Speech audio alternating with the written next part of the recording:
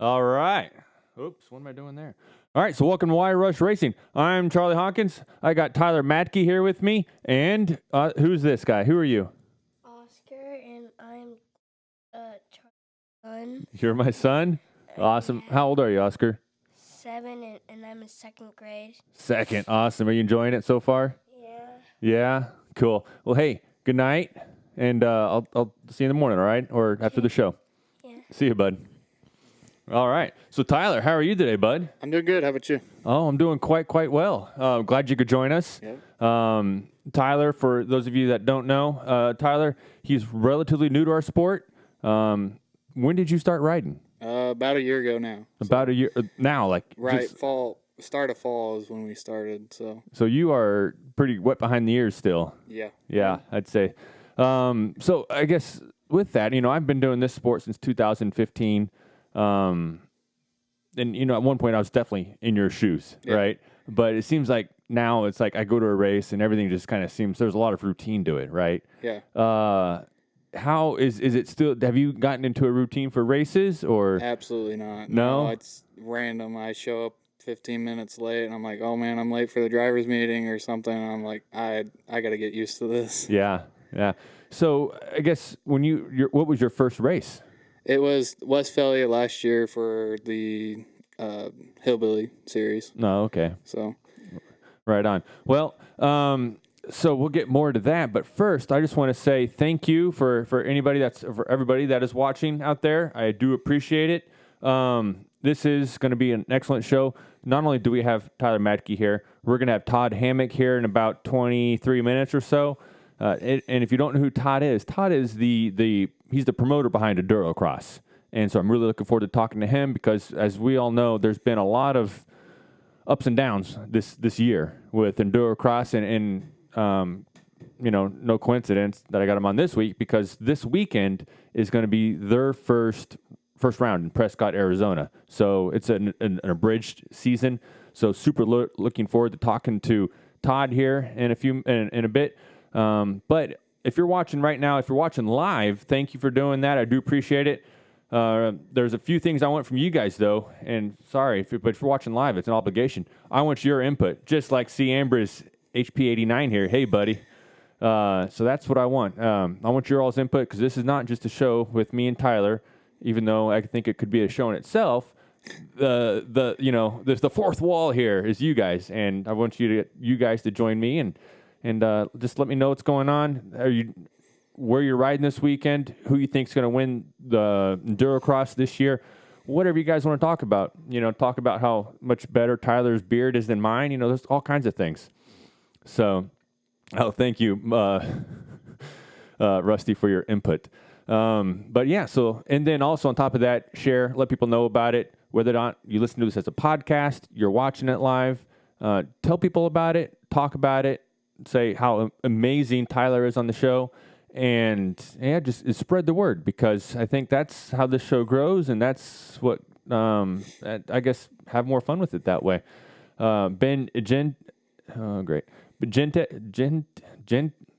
Okay, so Ben here says, "Will you have a race video from this past weekend at Moore?" All right, so no is the answer there. I have decided that I'm fairly busy with life, and I got to kind of cut things down a bit, and I decided I've been really enjoying doing these live shows and podcasts, and I was like, okay, well, let's continue trying to put my efforts doing a quality job there, or semi-quality job at least, and I'm going to cut back in other places, and where that is making my videos, because that takes anywhere from 6 to 8 hours for each one of those, and I just don't have the time for that. So, no is the answer, short answer, but a longer, little more of a longer answer is there has been some excellent videos being put out beyond what I've been doing. So, for example, Noah Clark. I mean, he's just killing it with the. Have you seen his stuff? Yeah, he's really fast. He's not just really fast, but he's making good videos. Oh yeah. And he's making videos where it's more than just the helmet cam footage. Yep. Right. That's one of the things I've always said about mine is it's more than just helmet cam footage. It's you get more of the racer's perspective, right? He's giving you some input. he does better job of not jibber jabbing as much as I do. Yeah, I get that.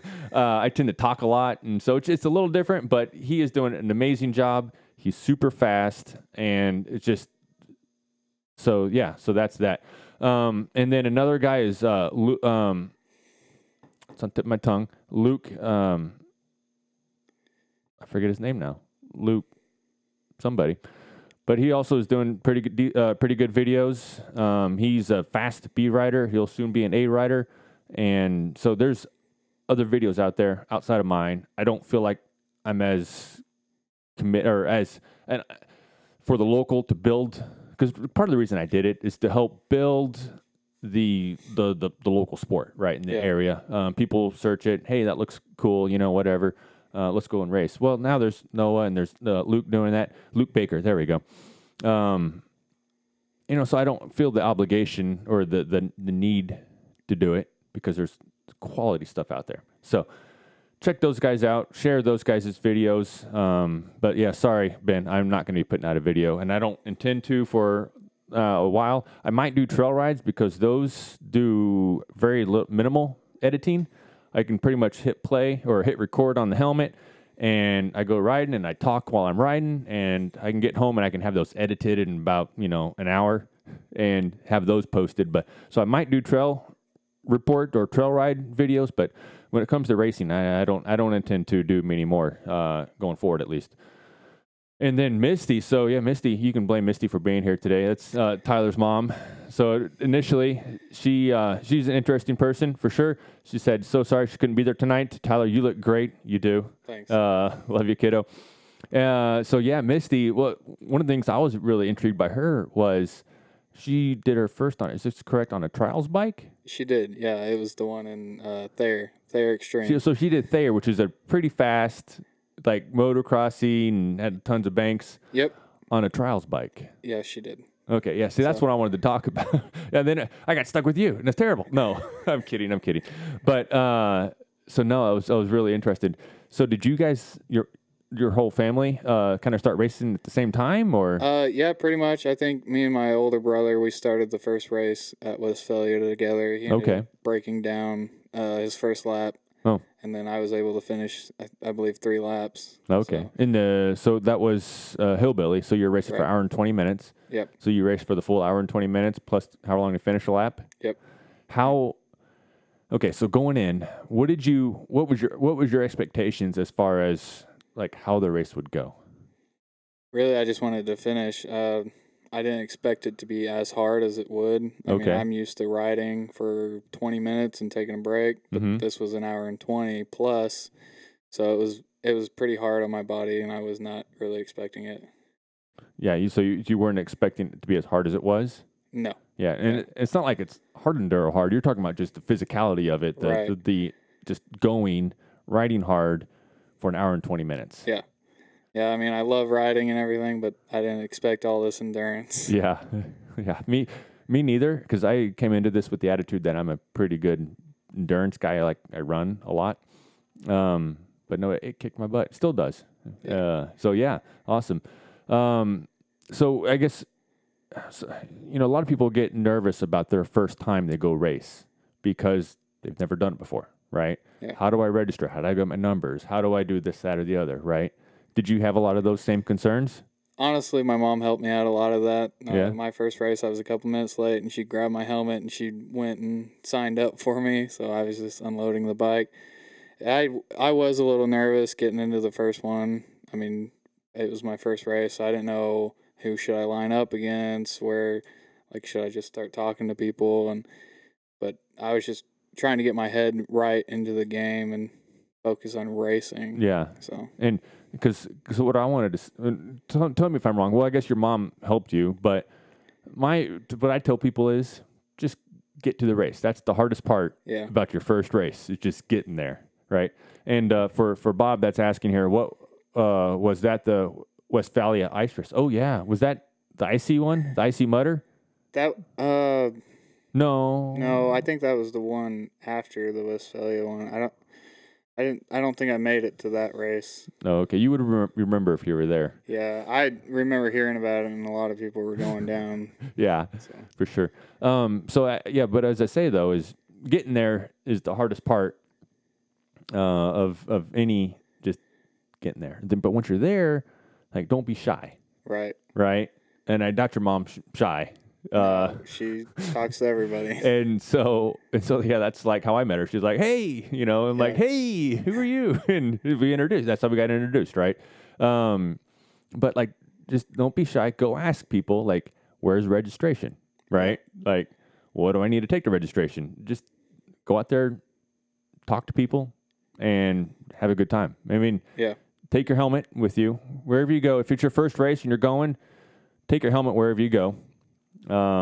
Because you're going to need that at registration at some point or another. So, but yeah, as far as picking the numbers out and all that stuff, it's all at registration. It's easy. So the hardest part literally about the first race is just getting there, getting the nerves to just decide I'm going to go do it. Right. Yeah. So you've done it. You've done one race. How many? So you've done what? 5 or 6 races total now, or? I think the last race was my 5th race. Oh, okay. Overall. And then how has your experiences or your skill level changed since you started? I'm getting used to the single track. I mean, I ride a lot at Chadwick, so I'm used to the wider track. But all this single track, I'm getting used to riding on that. So it's gotten a lot better. I mean, speed overall. Yeah. So what's one of the biggest challenges you have during the race? Fatigue. Fatigue? I mean, I get worn out pretty quick. I have arm pump, so my arms start freezing up, and I can't really grab my clutch or my brake. So I'm just like, I'm lucky enough to have a recluse, but I feel like it handicaps me a little bit. But I just feel like I can go with that and just use the rear brake. Yeah. So you hear a lot about, people saying stand up, stand up, stand up, and whatnot. Do you manage to stand up much? I stand up as much as I can, but once fatigue hits me, it kind of makes me sit down. But on the seat. Yeah. I'm the same way. All right. So who's faster, you or Matt? I'll let him make that call. He thinks he's faster. He thinks he's the fastest. Well, we're gonna have a rematch here, right? Yeah. Because Matt Cox is commenting on here, and he's your brother. He's my little brother. Yeah. Little brother. Matt hasn't even raced yet. Too nervous and need more seat time. So, Matt, you can't be talking smack if you haven't raced yet, all right, bud? Okay. Well, I guess I wanted to correct myself. My brother said it was the Peace Valley race in West Plains. It wasn't the West Valley, so that's my bad. Oh, okay. That makes a little more sense. So, because, Peace Valley, that was a good one to start on then. Yeah. So you had, I think they called it Horsepower Hill or something like that. If you weren't going, you were going to stuck. And I got stuck a lot on that. That's the one right after the creek, then long straight uphill. Yeah, that last lap, I mean, it was nothing but a muddy mess, and it was hard to get up. Yeah, you just got to burn. Yeah. Go. All right. So one other kind of piece of business here, and I failed to talk about this past weekend. James King, I'm sorry. James had his second. He had his second class training thing for his ISDE fundraising efforts this past weekend at Hardwood Hills. He does have one more coming up here before too long at White Rock. And if you've ever been to White Rock, that is an amazing place to go ride. And I recommend anybody that is wanting to take a class to check it out. It's down in Arkansas.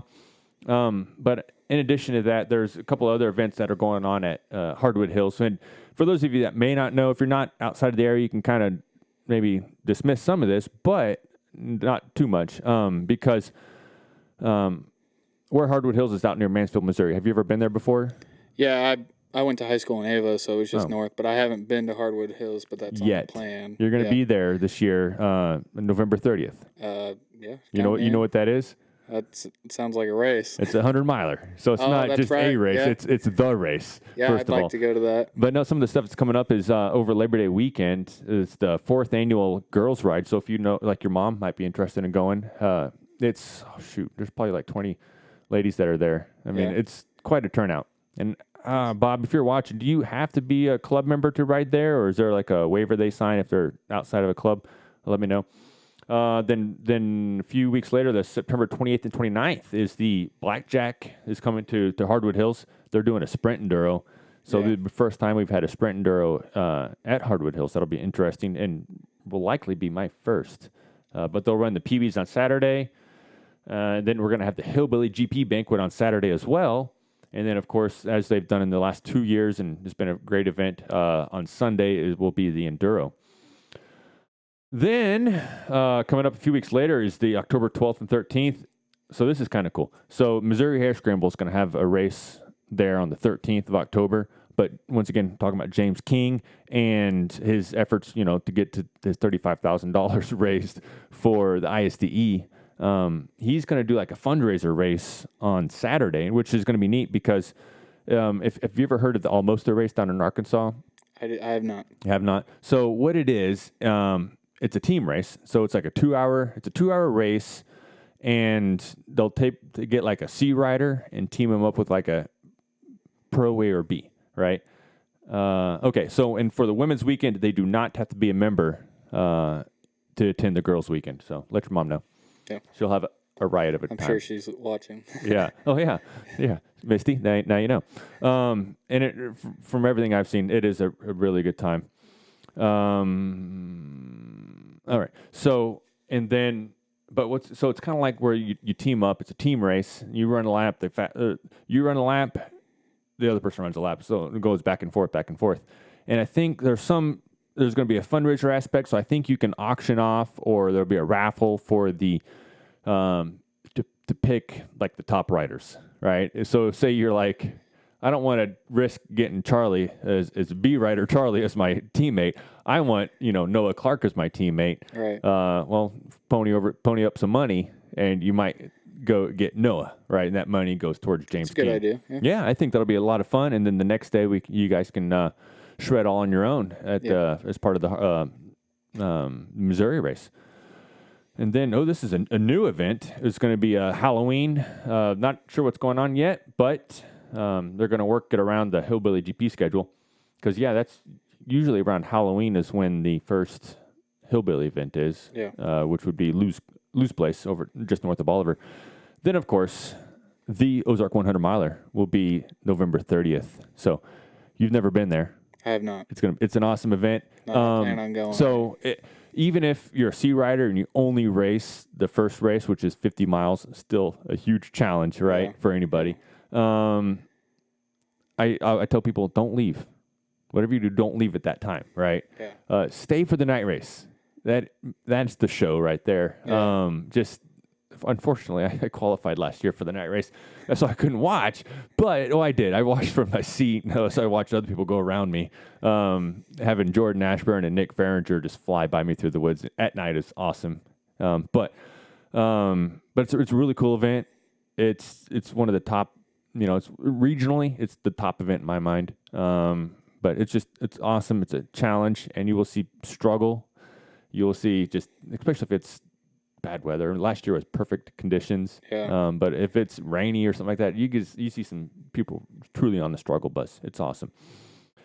And then, of course, they do have RV hookups and whatnot out there. So if you are interested, they may already be sold out, but contact Bob first. You can find him through Facebook or whatever. He's commenting here, so if you want to know how to spell his name, you can do that as well. But anyways, all those spots are going quick if you want to do that stuff. So, all right. So Misty says, "Thanks, Bob. I have the new bike. Yeah, she bought a Beta, right? Right. Yeah, up from Bonecutter Beta. Yep. X-Trainer. X-Trainer. There you go. It's perfect. And struggle a bit. So we will see. Right now, a Pee-wee riding with training wheels could beat me. Well, that's one cool thing about this girls' trip. Like Megan Keenan and like Taylor Bonecutter might be there. Is they are so patient. Like they are willing to take the time to help anybody, really. And then the camaraderie there at an event like that is it can't be beat. And there will be peewees there. There will be girls that are on 85s and whatnot. Yeah. And so don't let your lack of skill or lack of perceived skill dissuade you from going to an event like that. All right. So, anyways, Tyler. Wow, we are going through. So, I guess what got you into dirt bikes? I mean, you said you only started riding a year ago. Did you have a dirt bike before then? I did not. I have rode a couple Yamahas before in the past, but Okay. they were just friends, and I rode four-wheelers, stuff like that. I wasn't really big into that. I was big into high school sports. Oh, okay. What'd you play? I played basketball. I played football, track, cross country. A little bit of in Ava, or where was Yeah, this? in Ava. Oh, okay, right on. Is that blue and gold, or what is Blue and gold. There you go. The Bears, yeah. The Bears. Cool. And so I guess what made you think like, hey, I want to buy a dirt bike? Right. Well, actually, my mom and her boyfriend Randy, they got the opportunity of getting 2 dirt bikes, and from that moment, I jumped on one of them, and I pretty much said, "I'll take this one." You're like, thanks, Mom. You're right. Brr, I'm gone. Cool. And so then your brother hopped on the other one, or what happened? It kind of progressed from there. We started just collecting dirt bikes, and Yeah. they started riding. My little brother, I'm super impressed with him because he actually just started riding on 2 wheels last year. So Is this Matt or somebody else? Matt, yeah. Wait, how old is Matt? Matt is 17 now. Oh, okay. So he was 16 when he started riding on 2 wheels. When you say on 2 wheels, like you rode a bicycle before, right? No. Yeah, he just didn't have an interest in it. You know, he had an interest in other way. I got a son like that upstairs. Like Yeah. I've had Strider bikes. I've put a bicycle with training wheels on it. Honestly, he doesn't like going outside. Legos aren't outside is the problem. Like the Yeah. Legos are inside. But yeah, so that's interesting. So he really didn't have a whole lot of 2-wheel experience. Not really, but man, he has progressed. I mean, we go out to Chadwick and we race on the road, and he's right there with me. I was like, wow, that's impressive. So Huh. he's progressing very quick. And once we got something with power between our legs, he was like, I'm going. Yeah. He's like, all right, I don't have to pedal. Let's do Right. it. Yeah. There you go. So yeah, we've been doing it wrong the whole time. So do you have any hobbies outside of dirt bike racing?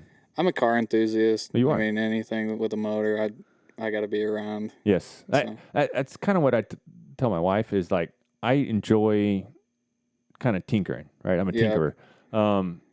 And so like dirt bikes is about the cheapest you can get and still tinker, you know? I mean, everything else gets bigger and more expensive. I will say in California, I didn't know about this. I knew about dirt bikes. I didn't know about the sport though of, off-road racing so much. But yeah, I did go-karts out there, you know? Oh, yeah, and nice. so, and little Chinese built, engines that were super cheap. Yeah. And so I had no fear about just tearing into it because I knew I could replace any part for about $30. Yeah. So, that was pretty cool. But yeah, it gave me a lot more confidence when I got into doing top end change outs or whatever on my 2-stroke because I'm like, yeah, super simple. Right. Yeah. So cool. And then so you've raced the Hillbilly and I've raced two races in the Moore series. okay. Looks like my air conditioner just turned on here. I don't know if you all can hear it out there, but I can certainly hear it, and I don't want to. So, and then you may not have been doing it long enough, but do you have any goals for yourself when it comes to riding? Hopefully just keep moving up positions, really. I mean, I want to get to the point where I don't have to slow down. I can stay standing up and keep my endurance up. We all slow down. Right. It's just how long do we stay? It's like Noah, right? He could always go. He could do a sprint. That's faster. Yeah. But he brings that down from 100% down to like 95. Yeah. It's just you want your 95 to be a little closer to Noah's 95. Right. So right now you're down here somewhere. We need to start working on bringing that up. Okay, fair enough. Yeah. Cool. So yeah, and that's one of the big things is with time comes smoothness. Yeah. The smoothness comes better ability to carry your speed and just have a more enjoyable race. Yeah.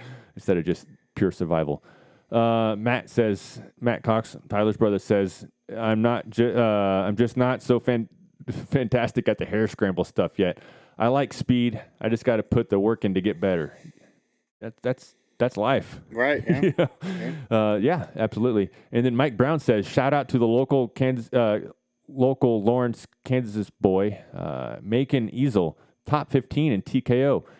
Amateur Saturday and qualified through to pro race Sunday, 47th finish overall. Well done. Yeah. So yeah, he would have So 47th, that means he made it all the way to the next to last round. So well done. That's awesome. Good job making on that. Yeah, so the TKO, did you follow that at all? I haven't followed it much, but I heard they're starting it back up. Yeah. So I'm going to be there. Yeah. following it. But yeah, so hey, tell you what, first, before we do that, let's watch a video here first. Hopefully it works out. And then we're going to give Todd Hammock a call just real soon here. So there's my computer. Let's make this full screen. And what this is for people that are out there that are just kind of new, like, hey, what the heck is EnduroCross? Well, here's kind of what it is. This is kind of the preview video for 2019. It's August 24th. The Findlay Toyota Center in Prescott, Arizona is going to be, there's Colton Haker and Cody Webb duking it out. But this is people that are watching this. This is kind of what you can expect from this weekend. It looks awesome. Have you ever done an EnduroCross style race? No, I haven't. No? It looks fun, but I have not been able to do one. No. I've done one. Nitro or Motorhead events. They hosted one a couple years ago, and I was fortunate enough to have enough lack of sense to actually race it. Yeah. And it was an amazing experience. Well, my one concern going in was like, you're only racing for like 5 minutes at a time. Like I'm not going to get tired. I was beat, right? It was an awesome experience. So, anyways, let's give Todd a call and see what he says about EnduroCross.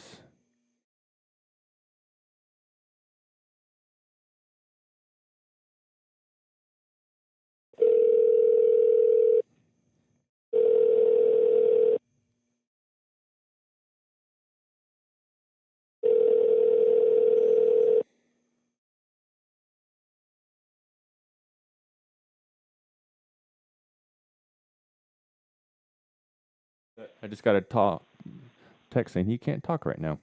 Oh. Well, we'll try back in about 10 minutes. Hopefully he can talk then. Yeah. So anyways, let's see here. Okay, so the TKO was this past weekend. Yeah. Right? One of the things that was kind of neat about that is we had some foreigners come in. Of course, Wade Young, he kind of hurt his ankle or his foot or something at Romaniacs. Yeah. Apparently not bad enough, though, to prevent him from racing. Hopefully it didn't truly affect his racing too bad. I don't know. It's hard. It's hard to know because they don't just say like, yeah, I'm hurt, and I'm having to give it 80%. They say, no, I'm good. Let's rock and roll. So he was there. We had Manuel Lettenbeckler there, who just came off a win at Romaniacs. And then we also had Mario Roman, who I think he actually was podiumed at Romaniacs as well. Yeah. So, I mean, we had a stacked field. And then, of course, we had Colton Haker. And that would be the 4 favorites, I would say, for the TKO, right? Coincidentally enough, it was the top 4, right? And I just want to say this. So for anybody out there that enjoys listening to podcasts like I do, I really enjoy. I listen to podcasts. I really don't listen to much radio anymore. I turn on podcasts when I get in my truck. American Hard Enduro. Those guys are doing a fantastic job of just kind of getting content out there. So they were and to find that podcast, just type in American Hard Enduro. So they were at the TKO. They've been at Battle of the Goats. They've been at all these other places. Mike Brown, I guess he was there. He said he was favoring the foot pretty bad. So that's good to know. So yeah, because I am kind of curious how much it affected him, because not only was he racing there, but he's also going to be racing about a week and a half at the final round of the Hard Enduro Series. So I'm curious. Hopefully his foot is healed up by then. But what I was going to say is American Hard Enduro is doing a really good job of putting podcasts out, kind of doing reviews, talking about the race. I can't be there, obviously, and I want to be like, wonder what that event was like. Yeah. Well, listen to those guys, hear it. And then because the TKO is kind of a 3-day event now. They have amateurs on Friday that can qualify into the racing so it's kind of confusing. Anybody can show up, I think, is how it works on Friday to qualify for the amateur racing on Saturday, and those amateurs can qualify for the pro racing on Sunday. And like the amateur racing on Saturday, like those guys are the ones that are like, if you won one of the state series races, so like the rev limiter, the bad medicine or whatever, you got automatic entries into the Saturday race at the TKO. Oh, seriously, Mike said he had 2 different boots, so obviously a foot is still pretty swollen for Wade Young, unfortunately.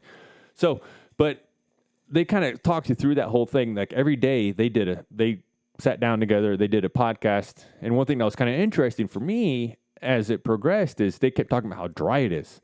And so TKO is always known for having just these super slick rocks, right? And just kind of, it's like the mountains of Tennessee, a lot of humidity, there's not a whole lot of dust. Well, this year it was like the opposite of that. It was dusty, it was dry, ton of traction. And so I was really curious how well, like the Ben Kellys, who's a fantastic GNCC racer, the Grant Baylors, the Liam Drapers, all those guys who are more of the speed guys rather than the hard enduro guys. Like, so every day I was tuning in, like, how did these guys do? Because I think they have a chance. Yeah, it's kind of what I was thinking the whole time, and they didn't. In the end, they didn't have a chance. The hard enduro guys are just too good at hard enduro. It's what they do, and they have some serious speed. They'd get their butt kicked probably still in a GNCC style race. I mean, they would be competitive, right? But they wouldn't be a Caleb Russell fast, obviously. Yeah. But so it was just really good. If you want to find out what happened at the TKO. You're not going to get it from me. I wasn't there. I can just repeat stuff I heard on the American Hard Enduro podcast. I highly recommend checking that out. But yeah, so it was pretty awesome though, because Manny Lettenbichler won. Mario Roman got second. Wade Young was third, and Colton Haker got fourth. And then Ben Kelly, who I mentioned is I forget. In GNCC2, I think he's just kind of clean sweeping it, or XC2 and GNCC. He was the top non-hard enduro guy, but I think it's like third or fourth time he's done the TKO. So that's that.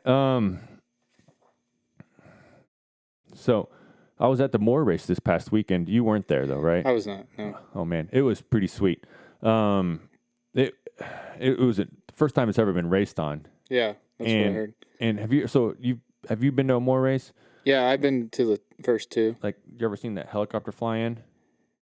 To a race? I guess I haven't. Okay, well, there's a guy that races, like, helicopter, like, lands, and the guy gets out, and he gets on a bike and races. Well, turns out that guy bought some property, and nice. and he's like, hey, let's race on it. Yeah. So it was an awesome experience. It's the first time I've been I guess it's the first time I've been at the first race on a property, if that makes sense. And it's challenging, tricky, fun. One of the challenges, obviously, is that the trails aren't as broken in. So it was kind of weird to see how some of the trails kind of transformed as you raced on it. I mean, some of them got pretty rough. Yeah. It started out like buttery smooth because it seems like a lot of the C guys, or the C race, the AM race, they just don't tend to get on the gas or brake as hard as the pro guys do or the A guys do. And so it's kind of like you can almost like groom it, right, and get it all nice and cleaned off. And we got the nice trail established. And then, the Noah Clarks, the Nathan Rectors of the world, they just go and just kind of thrash it. And so, yeah, it got a bit of a thrashing because it was not dusty, but a little on the dry side. So a lot of the dirt didn't hold up as well as it could have. Yeah. So it got just a tad bit rocky in areas. Hey, Todd's calling. Let's take this call. Todd? Charlie, so sorry. Hey, no problems. Thank you for calling back. How are you today? I'm good. How you doing? Oh, I am doing quite well. I'm here with Tyler Madke as well. He's the co-host. And we are glad to have you on. So for people out there that are listening, I know I've said this earlier in the show, Todd, but yeah, this is Todd Hammock. He is the promoter for the EnduroCross as well as the Kicker Arenacross series. So So Todd, where are you today? Where are you now? Charlie, we're in Prescott Valley, Arizona, You're setting up tomorrow for the EnduroCross Saturday night. okay. And then where's home base for you? We are headquartered out of Tulsa, Oklahoma. Oh, that's not too far from my neck of woods. Okay, I'm coming live from Springfield, Missouri. So, Yeah. and then what is so? I mentioned kicker, Arenacross, obviously EnduroCross currently. What's kind of your background with racing? Are you a rider as well, or are you just kind of more on the business end? I grew up racing motorcycles, and then used to be a district manager for Kawasaki back from 1986 to 2005. And at that point, I started putting on the Arenacross events in 1995. And those events just, one grew to the next. And in 2005, I left Kawasaki to pursue the Cycle City Promotions Kicker Arenacross Tour. And the rest is somewhat history from there. Okay. And then, so Eric Penards, he started EnduroCross back in 2004. Were you involved with it at that point, or are you more recently involved with EnduroCross? No, I was not aware of Eric in 2004. I was very aware of the series and what it was doing and where it was going. I was really impressed with it. But, Eric grew it to where it was and sold it off, and it changed hands a few times. And then it became available to us. And we were actually doing the Hawaiian Supercross together. And about that time, and I called Eric and said, hey, maybe you could help me with this project because, hey, I was just getting ready to call you as well. And we decided to join forces and make sure that the EnduroCross would continue. At that point, it was a little late in the game, so we were only able to pull off 3 events for this year, but we are targeted to add at least another 4 for next year.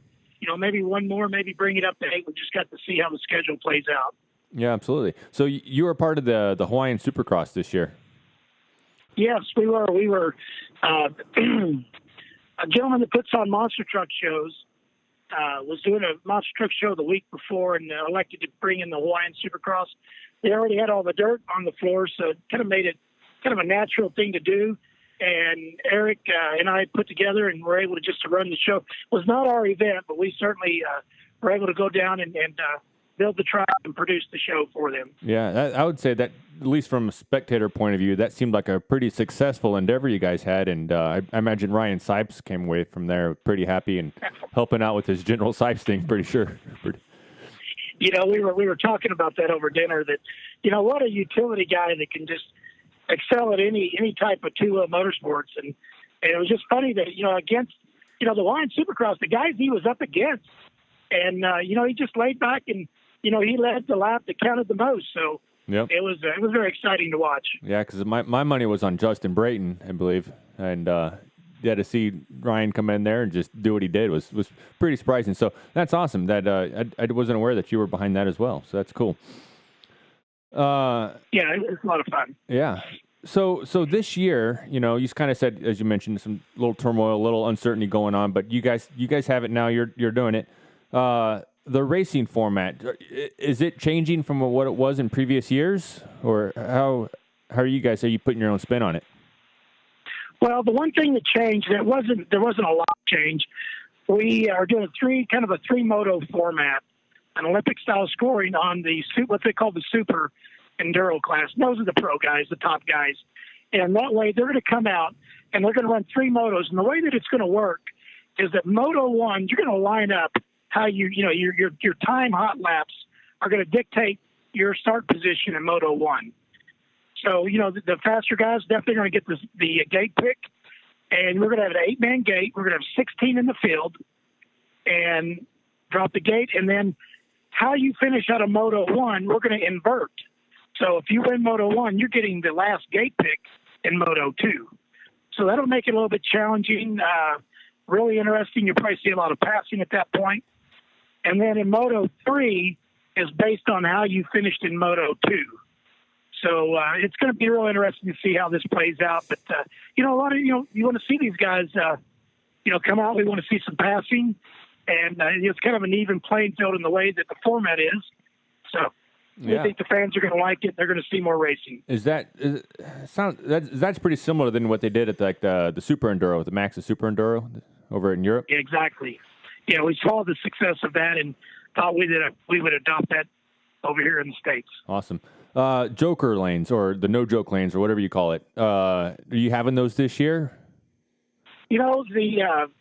In Prescott Valley, unfortunately, we have to do a one-day build. I mean, give you an idea, we are on our way to watch a basketball game in the same venue tonight. We don't get the floor till 3 a.m, and so we have a one-day build. So there's not going to be a Joker lane. It's going to be a pro lane, and the pros will run the back lane.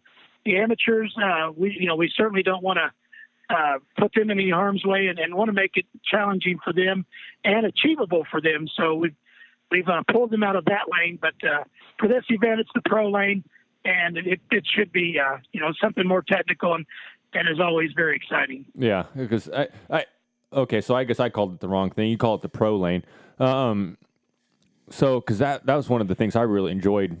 I'm in Missouri. I don't get to actually go and see it, but just watching the videos of the Instagrams that come out, and that is some interesting stuff, not maybe just during the racing itself, but just even watching people do it during practice or whatever, just try to attempt some of those. And my favorite memory from last year is those two cars that were kind of stacked up, kind of make a little pyramid across on the pro lane. That was pretty cool. So I'm glad to see that is still around.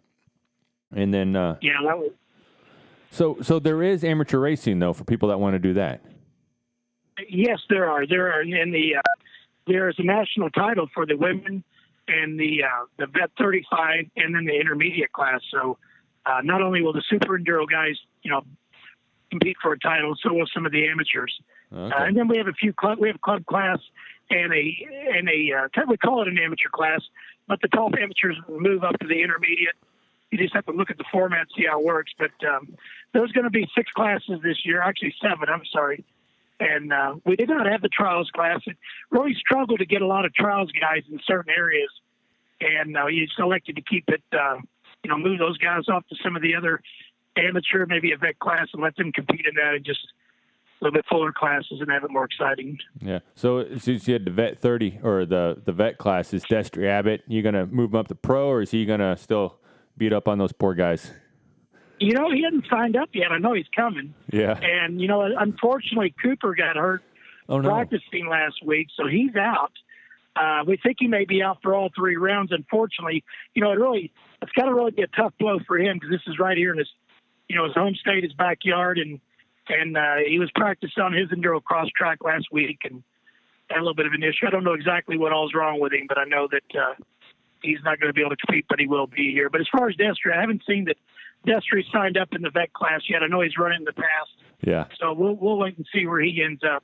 All right.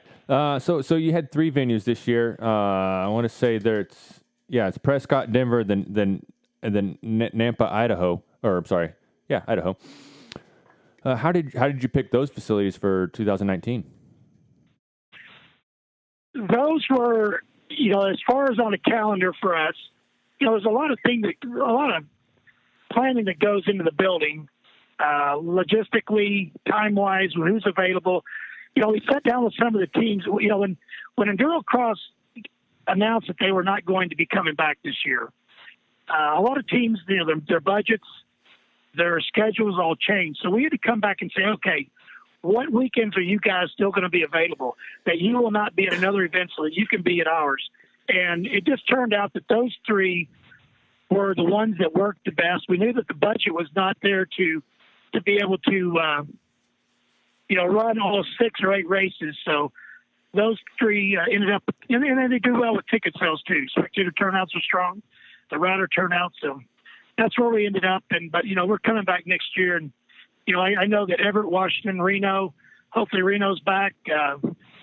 Maybe a few new markets will come out of this deal. Well, that was one thing I wanted to ask you is, at one point there was an Atlanta round. I think there was one down in Texas, but as of late, it's been a very West Coast predominant series, and you just look at the pros you have.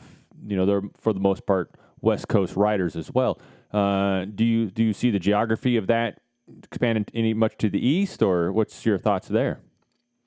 That's a struggle. I do events with Arenacross in Albany, New York, Oklahoma, and Texas, and looking for 2020 on the schedule, man, my eyes open and say, man, let's pull these events over to these markets. But because most of the riders are from the West, and you make it a hard time to bring them out east, we're just got to play with it and see. So I can't answer that today on where I'm going to be.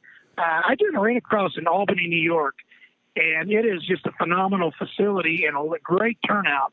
And it's one that I'd love to do, but you got so much racing in the East with the J-Day and the GNCC and the National Enduro, and it's just hard to find a weekend that you can slip in there. So again, it's back to timing, but for right now, I think you will see it align more on the West Coast for 2020. Okay, and then so for people like me, I looked it up, I Googled it. It's 19 hours for me to get to Prescott, Arizona. I'm not going to make that trip this weekend, to be honest. How is there a way I could watch it? Is it on YouTube, or can you consume this remotely, I guess? I'm probably not supposed to say it. We are waiting for our contract for Fox Sports 2, and we are going to air the 3 rounds on Fox Sports 2. I do not know the air dates yet. We are filming this weekend for that airing. So in our contract is that we cannot stream or really release any of the footage on that event. We're limited to what we can release. Let me put it that way. Yeah. So but the good news is that it's going to be on national TV and at a good format and a good station that a lot of people can watch. We just hope that it comes out quickly and it's not delayed that long as far as before you'll be able to see it. So unfortunately, you can't see it live this weekend, but you will be able to see it in a nice, production form when it does come back out on Fox Sports 2. Okay, then you guys, when that does come up, you'll probably share that on your website or Instagram or something like that, or? You bet. We'll be issuing press releases once the contract is signed. We'll be all over it and certainly let the world know. Cool. And for people out there that may not know, the website is EnduroCross.com, and Instagram is Enduro_cross, and then Facebook just EnduroCross, one word. So excellent. Because that's how the only way I'm gonna be able to watch it, and I really do want to watch it. And so cool. Looking forward to that. Now, one thing, American Hard Enduro is really kind of been the talk of the town here as of late, especially with the initial absence of EnduroCross. Do you think that the growth of hard enduro here in the United States is beneficial to EnduroCross, or do you think it creates more challenges for you guys? Thinking this through, first off, EnduroCross starting back in 2004, I think since then, it's really, it's evolved, and it's, if you look back in how 2-wheel racing, it's been going a super long time, more longer than you and I have been alive, but it, what it started and where it has ended up with, whether it's circle track racing or off-road or motocross. But then from there, you see a lot of other disciplines of it or different variances of those type of racing. And now you've got, with EnduroCross, now you're seeing the outdoor and you're seeing these hard enduros, as you just said. But think about it. The one thing that Enduro used to be is it was not a spectator sport, because a racer would leave the call it the impound area or the starting line, and he'd be gone in the woods all day, 2 hours, 3 hours, 4 hours, whatever the length of the Enduro would be. And unless you journeyed out in the woods and maybe got to see a guy flash by for a minute, there really was not any spectating involved in, unless they had maybe a grass track. But with Enduro, hard Enduro or EnduroCross, now we brought the spectators in to let them see the talents of an off-road rider. I mean, quite honestly, just like you would Supercross, these guys are talented. We all get to watch them. Off-road racers are they're equally in their own right as talented as these Supercross riders. And now you get to go and you get to see them do what they do right for us in an arena, maybe at a hard enduro, now that they're doing more of the obstacles and the different things out in more of a display to where you can watch more of it. I just think it's a lot has evolved because of the EnduroCross, where hard enduro has evolved or has come about to be what it is today. I think it's a good thing for the sport. Anytime you bring awareness to what we're doing, people want to go see it. It just can't be anything but healthy. Yes, absolutely. I agree with you with that. And that's one thing I've always liked about EnduroCross is you can really see 100% of the race, right? And I get so frustrated with Supercross and all that, and all the talk of Supercross and motocross and stuff like that. I'm like, I want to talk about Tristan Hart's of the world, and I think EnduroCross really does help enable that. It creates more of a name for riders that you may not know of because, hey, they're right there on my TV. I can see those guys, the guys that do the type of riding I do. I can see them. Of course, they're doing it much, much better than me. Right. But yeah, actually, I like that point. So, I do think it's going to be more of a compliment rather than a competition between the you guys in hard enduro. So, awesome. And then, so that's great. I had a question here from Misty. She wants to know if you have to qualify for the amateur racing for EnduroCross, or are you able to just sign up for it and just race? They can come and sign up. We will put them in what's called an amateur/intermediate class. Okay. And they'll run their practice in the morning at 9:00, and then they'll flip around the next hour and they'll do what's called a hot lap or a time practice. And then from there, we're going to start seeding these racers. And as these guys finish, the top finishers will move into the intermediate class, and then they'll have their own class, and then the amateurs will also have their own class. So it kind of naturally through the timing of the scoring on the track, kind of sees them to where they get to their own level, if you will. So yeah, she can come, or whoever can come sign up and then run the course, and they'll get put pretty much in their class that they should be competing in. Yeah. Do you have to pre-register for your events, or can you show up and race, sign up on site? You can sign up on site. It's probably best that you check before you come, because we get limited on how many we can race with the times that we're allowed in our format. But, online's pretty safe bet. It's pretty easy at EnduroCross.com, like you mentioned earlier. But if not, yes, they can certainly do it at the event. Not a problem. Excellent.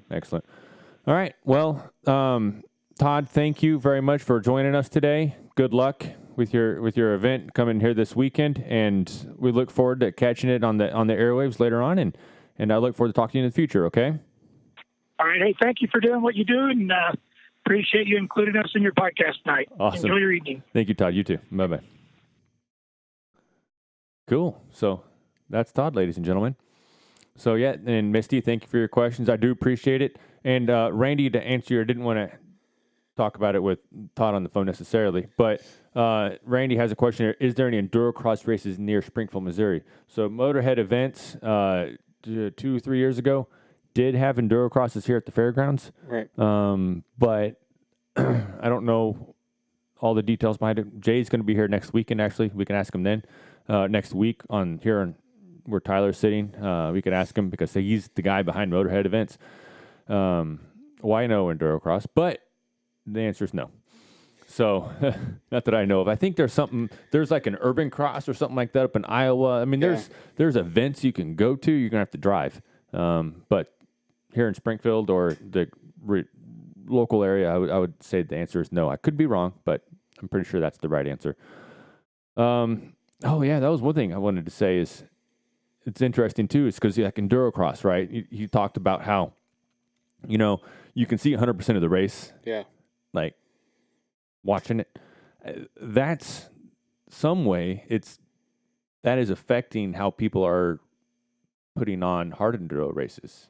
Because they're like, hey, we want the attention that these EnduroCross guys, what are they doing differently than we are? Oh, you can see the whole race. Yeah. Right? Yeah. So like some races like the TKO, right? It's a mile and a half, the final race. I forget how long the actual race is, but they're running the same lap. It's like a mile and a half, 2 miles, something like that. You can watch a lot of that race. You can't, obviously, you're not going to watch 100% of it, but if you run around, follow your guy, you can watch a decent chunk of his stuff. And so it's kind of neat to see the influence of that rev limiter, similar situation. Again, that's an elimination race, and then the last race is pretty tight racing, more EnduroCross style than true hard enduro style. Yeah. However, this one Saddleback Extreme coming up here this week, that is, I don't forget how long the loop is, but it's going to be more like a traditional hair scramble, super long loop, but hard. So it's a hard enduro, but 3 hours, right? And so it's 3 hours plus however long it takes you to finish a lap. And wow, that's going to be brutal. Sticks and stones up in Idaho. It was a similar, just long ways. And if you're going to see anything, you got to start hiking, So that's one thing that's kind of cool. But yeah, I'm looking forward to catching up with EnduroCross and seeing what goes on there. Love catching the highlight videos. Yeah, they were really cool. Yeah. My two favorite classes to watch at EnduroCross is obviously the pros. Yep. And then the C race. Yeah. Because you will see some just stupid mistakes. And have you ever seen something like that before? Yeah, I've seen people launch their bikes over logs and stuff. Yeah, just or this poor. So the one I watched here in Springfield.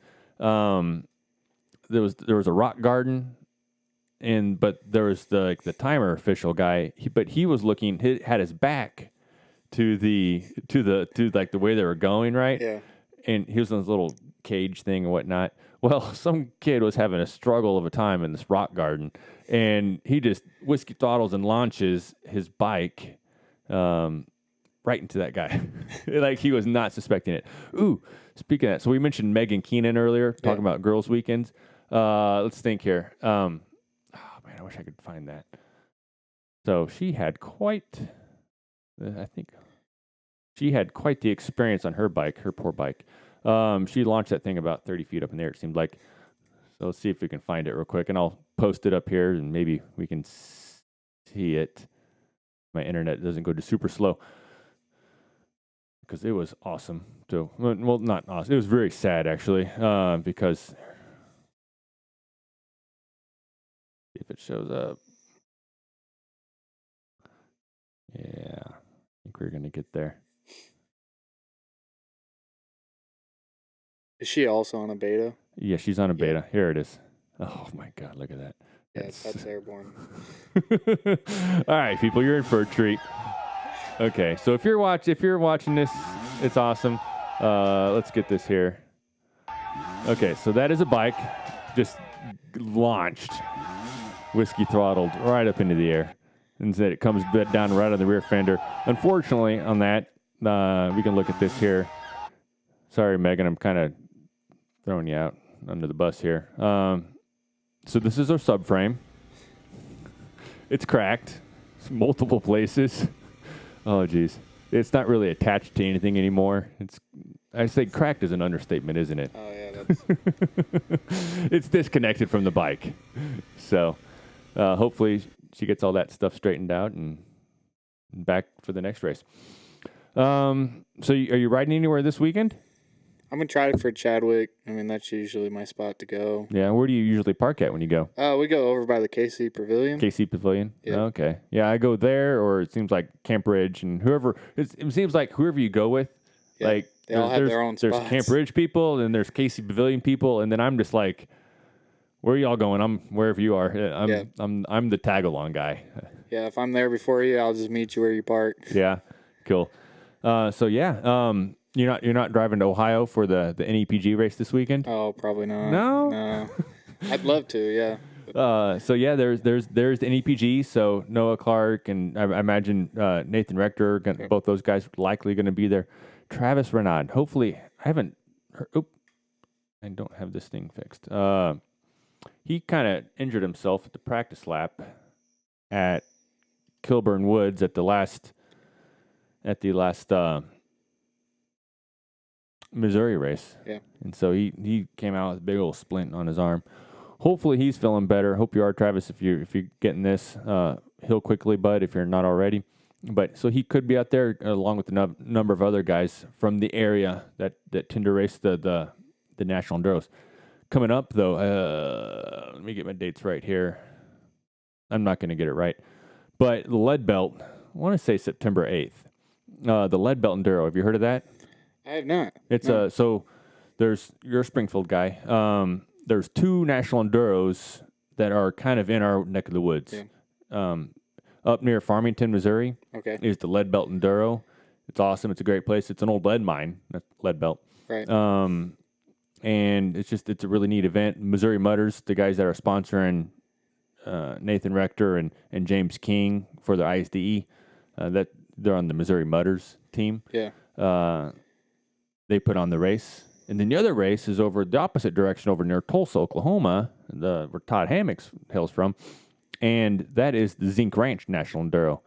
Really cool events. It's kind of neat seeing, they don't have the semis here this year, but I really enjoyed seeing the semi set up. But yeah, you got the factory KTM, Husqvarna, Beta, Gas. Those guys, they race these events. And so that's pretty awesome to have the opportunity to, one, just to kind of see what they do, because a lot of times you can kind of watch them come in on the last test or whatever, and then two, to see kind of how you stack up or how far behind you truly are. Yeah. But yeah, so I registered for the Lead Belt. It was a little late. I am going to be on row 70, so that's going to be, I'll be like the 350th rider to go through the trail. What's nice though about enduros is that you tend not to ride the same trail like in enduro or hard hair scramble, right? You do the same lap over and over and over again. Enduros, you'll see the same track maybe, once, but twice, rarely 3 times, the same stretch of track. So that'd be cool. Then obviously we got the Prescott, Arizona, EnduroCross coming up this weekend. The National Hare and Hound, Nevada, also going on out west. Arkansas, the Arkansas XC Series, the Freedom Bowl in Pettigrew, Arkansas is going to be racing here this weekend, as well as Ford Motion. They're having the Carbondale 2 race up over in Kansas. Mike Brown. So, yeah, row 70 is where I'm going to be. 1 row right in front of Jeff Ott. So, it's going to be a good time. Are you going to be there, Mike? And if so, where are you at, bud? But, yeah, and hopefully Macon Easel is not on row 71 to just mow me down. So, but, yeah. Any parting words of wisdom before we end this show? No, I mean, as a newbie, I just say keep riding. I mean, it's having fun out there. So it is, yeah. And that's this whole thing is it's all about having fun. I enjoy competition, right? But competition isn't enjoyable if you're not having fun with it. Yeah. So everybody needs to keep that in perspective. It was kind of interesting. They had a discussion today. I say today. Oh, row 32. Wow, Mike is up there with the bad boys. So for the national enduros, right? They'll put there's the top class is Pro 1. Yeah. And that's the Stu Baylors, the Grant Baylors. Ooh. So I'm curious for who's going to win. Mike, who do you think is going to win this the national enduro at this weekend? Actually, is a better question. Do you think Grant Baylor is going to continue his streak, or do you think that Stu Baylor is going to step it up? And so those are brothers, kind of like you and Matt, right? Yep. Matt and Chris. Yep. Matt and Chris. Or is it going to be somebody else? I don't know. I think Grant's on tear. Yeah. So there was 6 tests at the last one. I think Grant won every single test. Yeah. So it's going to be quite a feat to beat Grant. I think that's my personal opinion on it. I'm going to root for Stu, but if I had to put money down on in Vegas, it would be on Grant. And of course, could be somebody else. Russell Bobbitt, he won the round 1. He could be back. Any number of guys. So it'll be interesting. Grant is what Mike says. But what I was going to say is it was kind of neat listening to the American Hard Enduro podcast again, just talking about trail etiquette, right? Especially when at a bottleneck. It was kind of interesting to kind of get their perspectives on trail etiquette, and I definitely tend to lean more on the aggressive side, but it was kind of interesting to just talk about it and patience and kind of karma. Yeah. So anyways, I think that's all for today. Tyler, thank you for coming in. Thank you guys for watching. Enjoyed having it. And we'll check in next week. We have Jay Reynolds with Nitro Arenacross, Motorhead events. He also does demolition derbies, all kinds of crazy stuff. Well, he puts on demolition derbies and all kinds of crazy stuff. So super looking forward to that. I'll see you guys next week. Bye.